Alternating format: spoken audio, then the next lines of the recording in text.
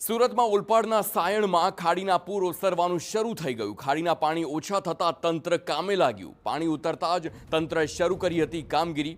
20 વર્ષમાં પહેલી વખત સાયણમાં ખાડી પૂર આવ્યું હોય તેવો સ્થાનિકોનો દાવો છે.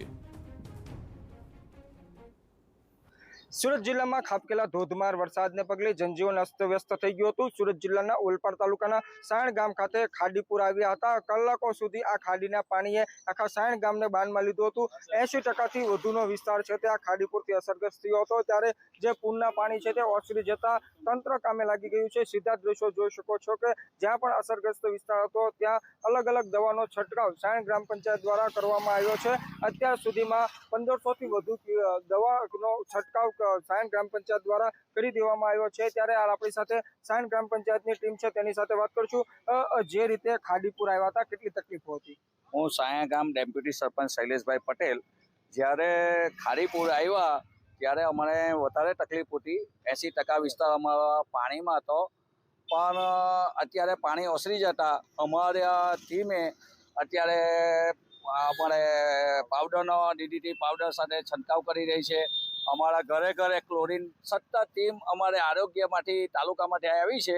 સતત ટીમ કાર્યરત છે. માનનીય ધારાસભ્ય શ્રી મુકેશભાઈ પટેલની તકો અમને કરી હતી કે પાણી ઓસરે એટલે આરોગ્યની બાબતમાં તમારે તકેદારી રાખવી. એ બાબતે અમારા જિલ્લા પંચાયતના સભ્ય શ્રી બ્રિજેશભાઈ પટેલે એમની સૂચનાથી આરોગ્યની ટીમ અમારી 51 સતત ટીમ કાર્યરત છે.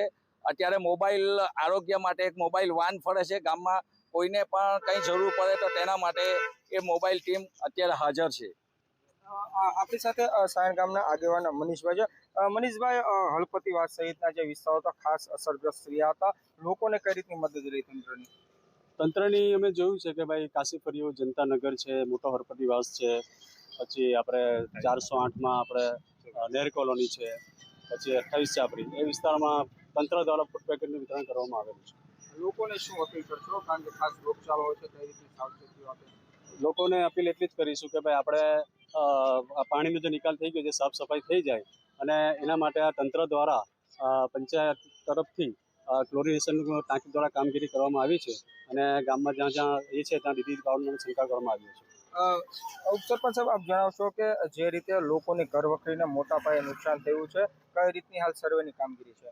અત્યારે અમારા અહીંયા તાલુકાના અમારા જે તાલુકા પંચાયતમાંથી બધા અમારા જે તલાટીશ્રીઓ છે તે અત્યારે સર્વે કરી રહ્યા છે. કાશીફળિયું, જલારામનગર, 408માં હળપતિવાસ બધે ઘરે ઘરે જઈને સર્વે કરીએ છીએ કે અમને શું કેટલી ઘર વખરીને કેટલું નુકસાન થાય છે એનો તાગ મેળવીને ઉપર રજૂઆત કરવાના છે અમે લેખિત કરીને.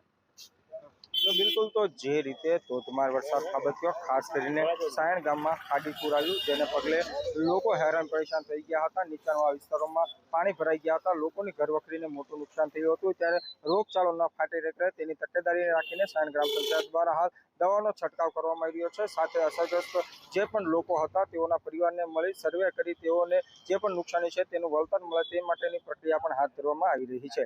મેહુલ ભોકળવા, TV9, ઓલપાડ.